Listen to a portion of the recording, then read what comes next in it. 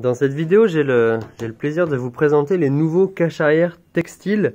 Donc c'est des caches arrière avec une toile textile en format pour les produits standards, donc de couleur noire.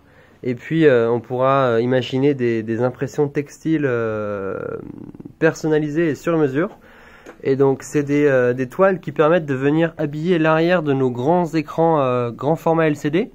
Donc c'est un produit qui est compatible uniquement avec les configurations de stand LCD en double mât Vogel, à savoir le 75 pouces en paysage et aussi en portrait, le mur d'image 4x49 en paysage et le mur d'image 4x55 pouces en portrait. Donc maintenant je vais vous présenter la structure qui compose ce cache arrière. Donc on a une toile à imprimer sur du textile en standard noir et puis sur mesure, donc avec l'impression qu'on veut. Donc cette toile, c'est le système de toile tendue, elle est jointée dans un profil en aluminium.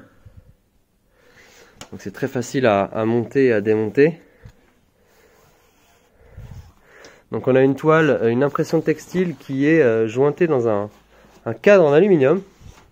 Et donc ce cadre en aluminium, il vient se monter sur le ou les deux mâts Vogel qui soutiennent les écrans. Donc là sur ma vidéo j'ai pas d'écran, c'est un exemple. Mais imaginez que là on est en intérieur. Le mur ici c'est la vitrine. Et donc là on a les écrans. Et donc le cadre vient se monter sur les deux poteaux, les deux mâts, à l'arrière des écrans. Et donc ensuite on vient intégrer le visuel dessus. Donc par rapport à l'installation de ce produit, donc il y a différentes étapes que je vais vous présenter ici rapidement. Donc le carton est constitué des profils qui constituent le cadre noir. Donc ces profils là, et ensuite on a aussi des profils verticaux qui sont les profils gris. Donc profil noir pour le cadre, profils verticaux qui se fixent au mât et la visserie. Donc la première étape c'est et on a aussi des petits gabarits en acrylique que je vais vous présenter après. La première étape c'est d'assembler le cadre avec les profils noirs au sol ou contre un mur en faisant correspondre les numéros dans les coins, avec les petites pièces métalliques réglettes droites ou équerre noir dans les coins. Donc on assemble le cadre au sol. Et ensuite vient les profils verticaux.